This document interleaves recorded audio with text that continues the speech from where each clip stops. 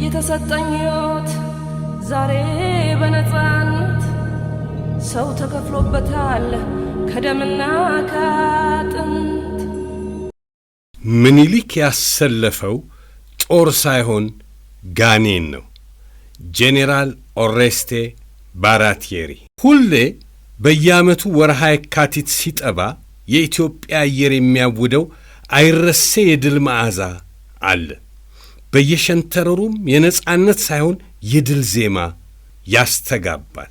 ይህ ወር ተራራውና ሸለቆው ወንዙና አምባው በጋራ ሆነው የጀግንነትን ታሪክ የሚመሰክሩበት የጥቁር ሕዝቦች ኩራት የሆነው የአድዋ ድል ፋና የሚበራበት ወር ነው። የካቲት ለኢትዮጵያውያን ተራ የቀናት መቁጠሪያ ሳይሆን የአንድነት ማህተም፣ የጽናት መገለጫና የታሪክ ትንሣኤ ነው። ዛሬም እንደ ትናንቱ ወርሃ አድዋ ሲገባ የጀግኖች አባቶቻችንና የእናቶቻችን የጀግንነት ድባብ በልባችን ውስጥ ዳግም ይነሳል። ለዛሬ በወቅቱ ስለነበረው ጣሊያዊው ጄኔራል ላስታውስ ብዕሬን አነሳው። ህዳር 13 ቀን 1833 ዓመተ ምህረት እንደ አውሮፓውያን አቆጣጠር በወቅቱ በኦስትሪያ ሃንጋሪ ግዛት ስር በነበረችው የጣሊያን ግዛት ኮንዲኖ በተባለች መንደር ኦሬስቴ ባራቲየሪ ወደዚች ዓለም መጣ። ቤተሰቦቹ የአንድ ታላቅ ወታደርና የሀገር መሪ አባት እንሆናለን ብለው ተስፋ አድርገው ነበር። ያደገው ጣሊያን በብሔራዊ ንቅናቄ በምትናወጥበት ወቅት ነበር። ወጣቱ ባራቲየሪ ገና በለጋነቱ በልቡ ውስጥ የነደደው የሀገር ፍቅር ስሜት ሳይሆን የታላቅነትና የዝነኝነት ጥማት ነበር። ወጣቱ ባራቲየሪ ገና በለጋነቱ በጣሊያን ነጻነት ንቅናቄ ውስጥ በመሳተፍ የጀግንነት ጥም ነበረው። በ1860 ዓመተ ምህረት ዝነኛው የጣሊያን አርበኛ ጁሴፔ ጋሪባልዲ ሺሆቹ የተባለውን የፈቃደኛ ወታደሮች ቡድን ጋር ተቀላቅሎ ሲዋጋ በልቡ ውስጥ የሚነደው የላቀ ክብርን የመቀዳጀት ፍላጎት ነበር። ይህ ቡድን ደቡብ ጣሊያንን ነፃ ለማውጣት ሲነሳ ባራቲየሪ ገና የ27 ዓመት ወጣት ቢሆንም ከፊት ተሰለፈ። በዚህ የነጻነት ትግል ወቅት ያሳየው ቅልጥፍናና ወታደራዊ ንቃት በታላላቅ መሪዎች ዘንድ ስሙ እንዲታወቅ አደረገው። ለባራቲየሪ ወታደራዊ ሕይወት ማለት የሹመትና የክብር መሰላል ነበር። ለዚህ ወጣት ወታደር መሆን ሙያ ብቻ ሳይሆን ስሙን በጣሊያን የታሪክ መዝገብ ላይ በወርቅ ቀለም ለመጻፍ የሚያስችል መወጣጫ ነው። ጊዜያት ነጎዱ። ከጣሊያን ውህደት በኋላ ባራቲየሪ በወታደራዊው ዓለም ውስጥ ደረጃ በደረጃ እያደገ መጣ። የጦር ትምህርቱን በሚገባ ተከታትሎ ወደ ጄኔራልነት ማዕረግ ለመድረስ ረጅም ዓመታትን አልፈጀበትም። ከወታደራዊ ሙያ ጎን ለጎን ወደ ፖለቲካውም ጎራ በማለት የጣሊያን ፓርላማ አባል ለመሆን በቃ። በፓርላማ አባልነቱና በጦር መሪነቱ የተከበረ ስም አተረፈ። ይህ ድርብ ሥልጣን ወታደርና ፖለቲከኛ መሆኑ በሮም ባለሥልጣናት ዘንድ ተሰሚነቱን አናረው። በ1891 ዓመተ ምህረት እንደ አውሮፓውያን አቆጣጠር ወደ አፍሪካ ቀንድ ወደ አዲሷ የጣሊያን ቅኝ ግዛት ኤርትራ ተላከ። እዚያም በሲቪልና በወታደራዊ አስተዳደር የበላይ ገዢ ተደርጎ ተሾመ። የቅኝ ግዛቱን አስተዳደር በበላይነት እንዲመራና የጣሊያንን ክንድ እንዲያስከብር ሙሉ ሥልጣን ተሰጠው። በወቅቱ ባራቲየሪ ለራሱ የነበረው ግምት እጅግ ከፍተኛ ነበር። ባራቲየሪ አስመራ ሲደርስ ራሱን እንደ አዲስ ቄሳር ነበር የተመለከተው። ጥቁር ሕዝቦችን ማሸነፍ ለሰለጠነ የአውሮፓ ጦር ቀልድ ነው የሚል ጽኑ እምነትና ንቀት ነበረው። ይህ የትዕቢት መጀመሪያ ለውድቀቱም እርሾ ነበር። ባራቲየሪ በአድዋ ላይ ከመግጠሙ በፊት ጥቂት ድሎችን አግኝቶ ነበር። በ1894 ዓ.ም ከሰላ ላይ በመሐዲስቶች ላይ እንዲሁም በኳቲት ጦርነት ላይ የራስ መንገሻን ጦር ሲያሸንፍ ባራቴሪ ለራሱ የሰጠው ክብር ጣራ ነካ። ስሙን በጣሊያን ጋዜጦች ላይ እንደ ብሔራዊ ጀግና አስገነባው። ሮም ሲሄድ ሕዝቡ በሆታ ተቀበለው። ንጉሥ ኡምቤርቶም ልዩ ሽልማት ሰጡት። በሮም ጎዳናዎች ላይ እንደ ጀግና ተወደሰ። ጋዜጦች የአፍሪካው ቄሳር አሉት። ይህ ዝና ግን ዓይኑን አሳወረው። ከአድዋ ተራሮች ጀርባ ያለውን ግዙፍ የኢትዮጵያዊነት አንድነትና የአጼ ምኒልክን የጦር ጥበብ መገመት ተሳነው። ምኒልክን እንደ ተራ የጎሳ መሪ፣ ሰራዊታቸውንም እንደ መሳሪያ የሌለው ስብስብ አድርጎ ይቆጥር ነበር። ይህ በራስ መተማመኑን ወደ ትዕቢት ለወጠው። አጼ ምኒልክን የአራዊት ንጉሥ በማለት ያጣጥል ነበር። ኢትዮጵያውያን ለሀገራቸው ያላቸውን ፍቅርና በባህላዊ የጦር ስልት ያላቸውን ብቃት እንደ ኋላ ቀርነት ቆጠረው። ይህ ትልቁ ስህተቱ ነበር። ነገሮች ግን እርሱ እንደገመተው አልሆነም። የካቲት 1888 ዓመተ ምህረት አጼ ምኒልክ የክተት አዋጅ አውጀው ከመላው ኢትዮጵያ የተሰበሰበው ከ100,000 በላይ የሚሆን ጦር ወደ ሰሜን መገስገስ ሲጀምር የባራቴሪ ስጋት እያደገ መጣ። ስንቅ እያለቀ ነበር። የኢትዮጵያ ጦርም በቁጥር እጅግ በልጦታል።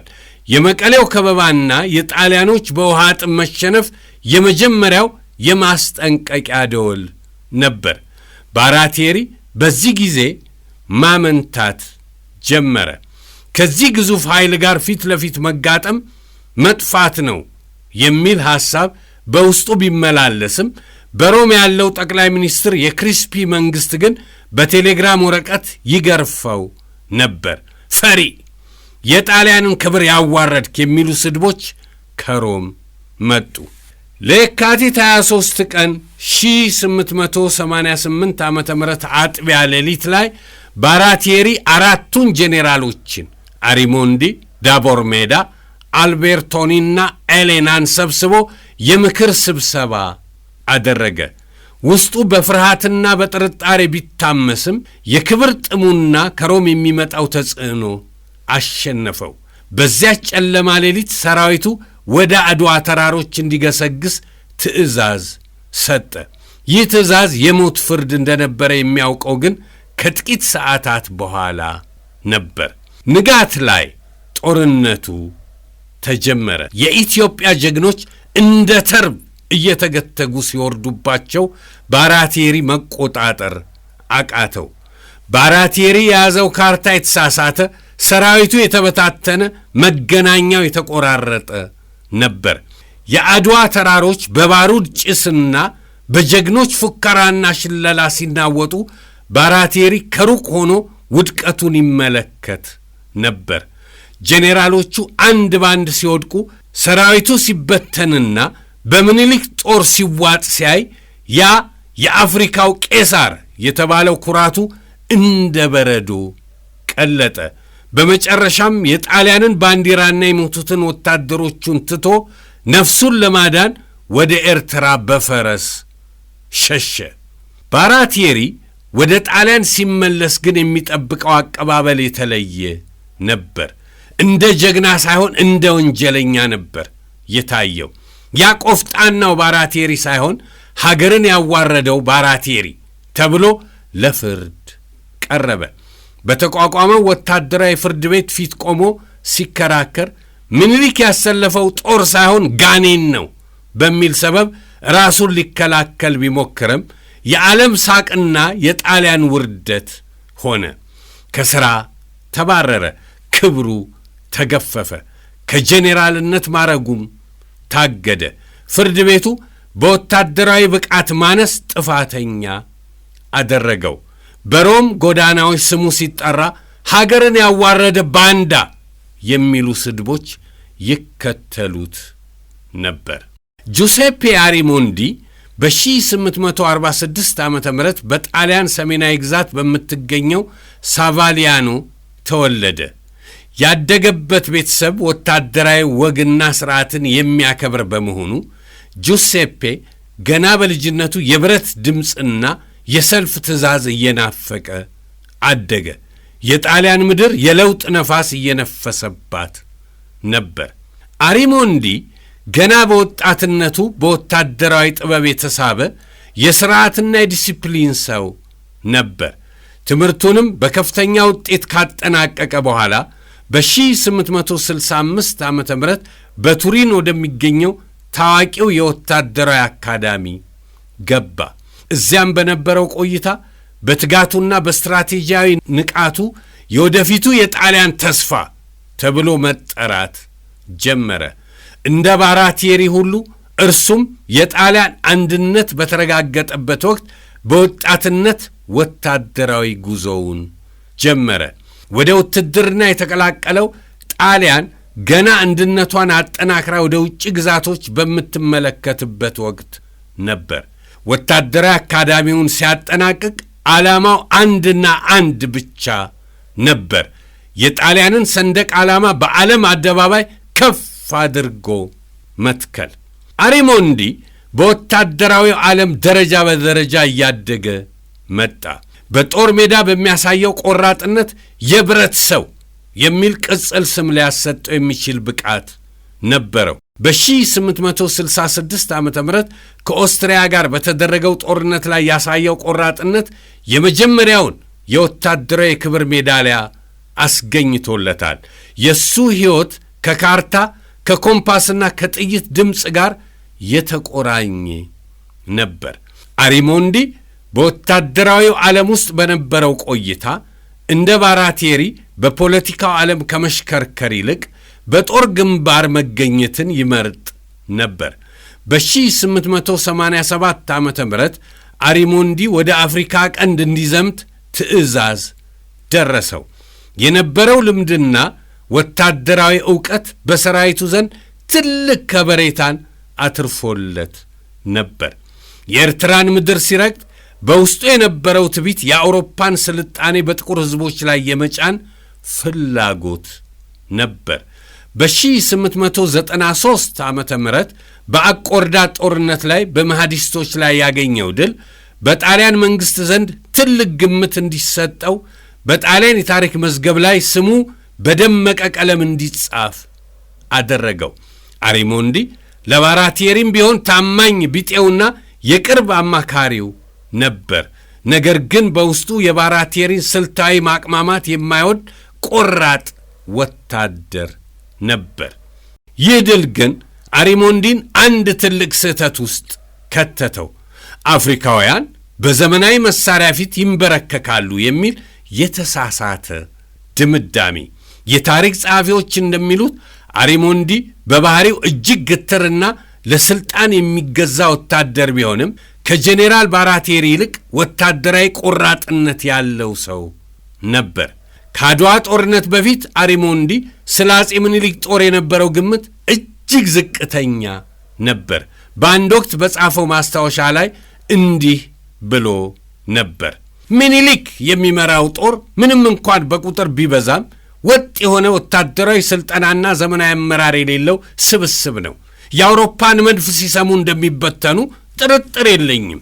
ነገር ግን የመቀሌው ከበባ ሲጠናከርና የኢትዮጵያ ጦር በዲሲፕሊንና በጽናት ሲመጣ ሲያይ ንቀቱ ወደ ጥርጣሬ ተለወጠ።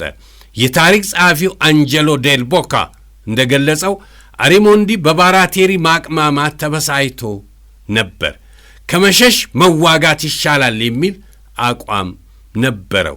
ይህ አቋሙ ግን ለራሱ ሞት፣ ለሀገሩ ደግሞ ታላቅ ውርደት እንደሚሆን አልተረዳም ነበር። የካቲት ወር 1888 ዓመተ ምህረት ሲገባ የአድዋ ድባብ እየከበደ መጣ።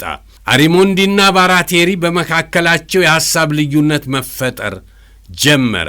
አሪሞንዲ ጠላት ቁጥሩ ቢበዛም በአውሮፓውያን የጦር መሳሪያና ስልት ልናሸንፋቸው እንችላለን የሚል ጽኑ እምነት ነበረው። በቆፈሩት በሳውሪያ ምሽግ ውስጥ ሆነው የኢትዮጵያን ጦር እንቅስቃሴ ሲከታተሉ አሪሞንዲ ለወታደሮቹ የሞራል ግንባታ በማድረግ ይታወቅ ነበር። ጥቁሮቹ ሊቋቋሙን አይችሉም የሚለው ትዕቢት በደሙ ውስጥ ሰርጾ ነበር። የካቲት 23 ቀን 1888 ዓመተ ምህረት ሌሊት ላይ ያ ታሪካዊ የጥቃት ትእዛዝ ሲሰጥ አሪሞንዲ 2500 የሚጠጋ የጣሊያን ወታደሮችንና 1200 አስካሪዎችን ባንዳ ወታደሮችን ይዞ በመካከለኛው ግንባር ተሰለፈ። ሌሊቱ ዓይንን ቢጓጥጡት አያሳይም ነበር። ጨለማውን ተገን አድርገው በአድዋ ተራሮች መካከል ሲጓዙ አየሩን በጭጋግ የተሸፈነ ነበር። አሪሞንዲ በፈረሱ ላይ ሆኖ ሰራዊቱን በቆራጥነት ይመራል። በልቡ ውስጥ የድል ዜማ ናፍቆት እንጂ የሞት ጥላ አልነበረም። ነገር ግን መንገዱ ወጣ ገባና አድካሚ፣ ካርታውም የተሳሳተ በመሆኑ ጦሩ መዝረክረክ ጀመረ። ሆኖም ንጋት ላይ ጦርነቱ በይፋ ሲፈነዳ ያየው ነገር ከአእምሮ በላይ ሆነ። አሪሞንዲና ሰራዊቱ ራሳቸውን ያገኙት በኢትዮጵያውያን ጀግኖች መካከል ተከበው ነበር። የኢትዮጵያ ጦር እንደ ጎርፍ ከየተራራው እየፈሰሰ መጣ። ከፊት ለፊታቸው የነበሩት የራስ መኮንንና የራስ መንገሻ ሰራዊት እንደ ንብ ወረሯቸው፣ እንደ መብረቅ ወረዱባቸው። አሪሞንዲ አትሽሹ፣ በርቱ እያለ ቢጮህም የኢትዮጵያውያን ጦርና ጎራዴ ግን ፋታ አልሰጣቸውም ነበር። ጄኔራል አሪሞንዲ በሕይወቱ ለመጀመሪያ ጊዜ እውነተኛ የጦር ሜዳ ሲኦልን በአድዋ አየ። የባሩድ ጭስና የጀግኖች ፉከራ ሰማዩን ሲያናውጠው በመድፍ ድምፅ ይበተናሉ ያላቸው ጭራሽ የነጋሪት ጉሰማ እስኪመስል ከቁብ አልቆጠሩትም። የሱ ጦር ግን አንድ ባንድ መፈረካከስ ጀመረ። የታሪክ ጸሐፊዎች እንደሚሉት አሪሞንዲ በዚህ ወቅት ወታደሮቹ ሲሸሹ እያየ አትሽሹ፣ ለጣሊያን ክብር ስትሉ ሙቱ እያለ ይጮህ ነበር። የመጨረሻው ሰዓት ሲቃረብ ባራቴሪ ጦርነቱን ትቶ ሲሸሽ፣ አሪሞንዲ ግን እዚያው በቆመበት ለመሞት ወሰነ። እንደ ባራቴሪ ሸሽቶ በውርደት ከመኖር በጦር ሜዳ ወድቆ ስሙን ማስከበርን መረጠ። የኢትዮጵያ ጀግኖች የጣሊያንን ምሽግ ሰብረው ገቡ። በዚያ እሳት በጎረፈበት የአድዋ አምባ ላይ አሪሞንዲ ራሱን ያገኘው በመቶዎች በሚቆጠሩ የኢትዮጵያ ወታደሮች ተከቦ ነው። የባሩድ ጭስና የሰይፍ ድምፅ በሞላበት በዚያ አውድማ ላይ ጄኔራል ጆሴፔ አሪሞንዲ በቆራጥነት ሲዋጋ ቆይቶ በኢትዮጵያውያን ጀግኖች በተተኮሰ ጥይት ተመትቶ ከፈረሱ ላይ ወደቀ። ደሙ በአድዋ አፈር ላይ ፈሶ ሰረገ። ያ ሁሉ የአውሮፓ ትቢት፣ የቅኝ ግዛት ምኞትና የአሪሞንዲ የጄኔራልነት ክብር አብሮት ከሰመ። የጄኔራል አሪሞንዲ ሕይወት በአድዋ ተራሮች ላይ በዚህ መልኩ አከተመ። የአሪሞንዲ ሞት ለጣሊያን ትልቅ መርዶ ነበር። ሬሳውም እዚያው የጀግኖች አጥንት በተከመረበት ስፍራ ቀረ። የአሪሞንዲ ታሪክ በአድዋ ተራሮች ላይ ተፈጸመ። ወደ ጣሊያን የተመለሰው የሞቱ ዜና ብቻ ነበር። በጣሊያን ታሪክ ውስጥ አሪሞንዲ እንደ ቆራጥ ግን ደግሞ የትቢት ሰለባ የሆነ ወታደር ሆኖ ይታወሳል። የአድዋ ድል ግን የነ አሪሞንዲን የመጨረሻ እስትንፋስ ነጥቆ ለጥቁር ሕዝብ የነጻነት ሕይወትን ሰጠ። የታሪክ ጸሐፊው ሬይሞንድ ጆናስ The Battle of አድዋ በሚለው መጽሐፉ ላይ እንደገለጸው አሪሞንዲ በአድዋ ላይ የወደቀው በኢትዮጵያውያን ጀግንነት ብቻ ሳይሆን ለጥቁር ሕዝብ በነበረው የተሳሳተ ግምት ጭምር ነው።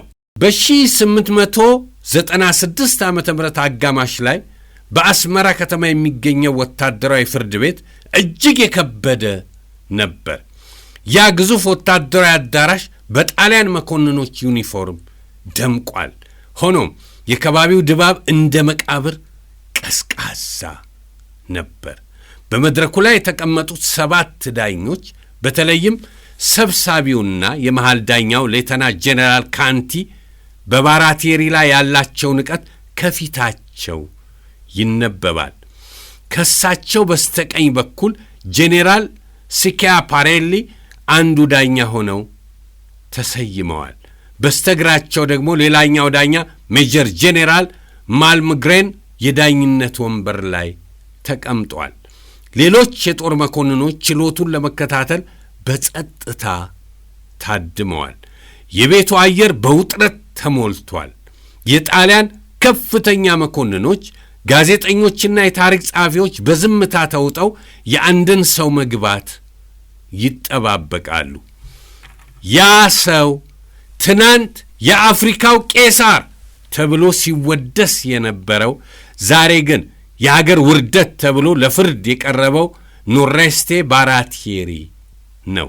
ጄኔራሉ ወደ አዳራሹ ሲገባ ትላንት በትከሻው ላይ ያበሩ የነበሩት ማረጎች ብርሃናቸው የጠፉ ይመስላሉ። ፊቱ ተሸብሽቧል። አይኖቹም በአድዋ ተራሮች ላይ ያዩትን ሲኦል ገና የረሱት አይመስሉም። የመሃል ዳኛው በመዶሻቸው ጠረጴዛውን መተው ችሎቱን ሲከፍቱ አዳራሹ በሞት ዝምታ ተዋጠ። የመጀመሪያው ጥያቄ እንደ ጦር ተወረወረ። ጄኔራል ኖሬስቴ ባራቲየሪ አሉ ካንቲ ድምጻቸው በአዳራሹ ያስተጋባ የካቲት 23 ቀን ሌሊት ሰራዊቱ እንዲገሰግስ ስታዝ በቂ ካርታ እንደሌለህና ጄኔራሎቹ መንገዱን እንደማያውቁት እያወቀ ለምን የሞት ትእዛዝ ሰጠህ? ሰራዊቱ ለምን ተበታተነ? እንዴት እንዲህ ያለ ዘመናዊ መሳሪያ መድፍና በዲሲፕሊን የታነጸ የአውሮፓ ጦር ይዘህ በባዶ እግር በሚሄድና በጎራዴ በሚዋጋ ጥቁር ሰራዊት ተሸነፍ? ለጣሊያን መንግስትና ለንጉሱ የገባው ቃል የት ገባ? ባራቲየሪ ረጅሙን የዝምታ ደቂቃዎች አሳለፈ። ቀና ብሎ ዳኞቹን ሲመለከት ንግግሩ ከምክንያት ይልቅ እንደ ልብ ወለድ የሚመስል ግን ደግሞ መራር እውነት የታከለበት ሆነ። ባራቲየሪ ቀና አለ። አይኖቹ ደም መስለዋል። ክቡር ዳኛ አለ ድምፁን እያስተካከለ። ክቡር ዳኛ ሲል ድምፁ መጀመሪያ ላይ እንቀጠቀጥ ነበር። ከዚያ ቀጠለ። ካርታው የተሳሳተ ነበር የሚለው ክስ እውነት ነው። ነገር ግን ያ ካርታ የተሳሳተው በሮም ባሉ መልክዓ ምድር አጥኚዎች እንጂ በእኔ አይደለም። እኔን ለምን ጦርነት ውስጥ ገባ ብላችሁ ስትጠይቁኝ ሮም የሚገኘው ጠቅላይ ሚኒስትር ክሪስፒ በቴሌግራም ፈሪ እያለ ሲሰድበኝ እንደነበር ዘነጋችሁት? እኔ የተዋጋሁት ምኒልክን ብቻ አይደለም፣ በሮም ያለውን የፖለቲካ ግፊትና እዚህ ምድር ላይ ያለውን የእሳት ወላፈን የሆነ ጦር ጭምር ነው። እናንተ የምትጠይቁኝ ስለ ወታደራዊ ስልት ነው። እኔ ግን የምነግራችሁ በአድዋ ተራሮች ላይ ስላየሁት ከተፈጥሮ በላይ የሆነ ኃይል ነው። እናንተ በሮም ሆናችሁ ጥቁሮች የምትሏቸው ሰዎች እዚያ ሜዳ ላይ ግን ጥቁር አንበሶች ነበሩ። እኔ የተዋጋሁት ተራ ሰራዊትን አይደለም። እኔ የገጠመኝ የሞትን ጥላ የማይፈሩ ነፍሳቸውን ለሀገራቸው አሳልፈው የሰጡ ጥቁር ሰይጣኖችን ነው። ዳኛው ጄኔራል ስኪያፔሪሊ በመሃል ጣልቃ ገቡ። ይህ ሰበብ ነው። ባራቲየሪ ወታደራዊ ጥበብ የት ገባ? ጄኔራል አርሞንዲና ዳቦር ሜዳ በጀግንነት ሲወድቁ አንተ ግን ጦሩን በትነህ ለምን ነፍስህን ለማዳን ሸሸ? ባራቲየሪ ትንፋሹን ዋጠ። ይህ ጥያቄ እንደ ጦር ወጋው። አርሞንዲና ዳቦር ሜዳ በጀግንነት መውደቃቸው ለጣሊያን ክብር ነው። እኔ ግን ብቸኛ የነበረኝ አማራጭ የጣሊያንን ቀሪ ኃይል ይዤ ወደ አስመራ መመለስ ነበር። አድዋ ላይ የገጠመን ጦር ተራ ሰራዊት አይደለም። እኔ በእነዚያ ተራሮች ላይ ያየሁት ነገር ወታደራዊ ሳይንስ የማይገልጸው ነው አለና ወደ ዳኞቹ ጠጋ ብሎ ድምፁን አስተካክሎ ቀጠለ። ባራቲየሪ ንግግሩን ሲቀጥል በአዳራሹ የነበሩት ሰዎች ሁሉ ትንፋሻቸውን ዋጡ። የካቲት 23 ቀን ጎህ ሳይቀድ ጦርነቱ ሲጀመር የያዝነው ካርታና ምድር አንድ አልነበሩም አለ ጄኔራሉ በምሬት። እኛ የምንከተለው የአውሮፓን የጦር ደንብ ነበር። ኢትዮጵያውያን ግን የሚከተሉት የልባቸውን እሳት ነው። የኛ መድፎች እሳት ሲተፉ ወታደሮቻቸው ይደነግጣሉ ብለን ጠብቀን ነበር። ይልቁንስ የመድፉ ድምፅ የሰርግ ከበሮ ነው የመሰላቸው። ነገር ግን የሆነው ሌላ ነው። መድፉ በፈነዳ ቁጥር እነዚያ ሰዎች በጢሱና በጭሱ መሃል እየሮጡ መጥተው በጎራዴ ይጨርሱናል። ጥይት ሲያልቅባቸው በድንጋይ ይዋጋሉ። በባዶ እጃቸው መድፋችንን ይይዛሉ። እኔ በሕይወቴ እንዲህ ያለ ለሞት ግድ የሌለው ሕዝብ አይቼ አላውቅም። ክቡር ዳኞች፣ እናንተ ስለ ወታደራዊ መመሪያ ታወራላችሁ። እኔ ግን በላያችን ላይ ስላረገፉት የእሳት ዝናብ እነግራችኋለሁ። ኢትዮጵያውያን መሬቱንም ተራራውንም ቋጥኙንም ናቸው። እኛን እያሳደዱ የገደሉን በጠመንጃ ብቻ አይደለም፣ በንቀትና በአንድነታቸው ጭምር ነው። የጣሊያን ሰራዊት በውሃ ጥም ሲዝለፈለፍ፣ እነርሱ ግን ከአምባ አምባ እየተሸጋገሩ በባዶ እጃቸው መድፋችንን ይነጥቁን ነበር። ሰራዊቱ በፍርሃት የራደው ለዚህ ነው። ያየነው ጦርነት ሳይሆን የተቀደሰች ሀገሩን ለማዳን እንደ አራስ ነብር እምር እያለ የሚከመር ሕዝብ ነው። ክቡር ዳኛ አለ ባራቴሪ ድምፁን ከፍ አድርጎ፣ ምኒልክን የአራዊት ንጉሥ ብለን ስናጣጥለው ነበር።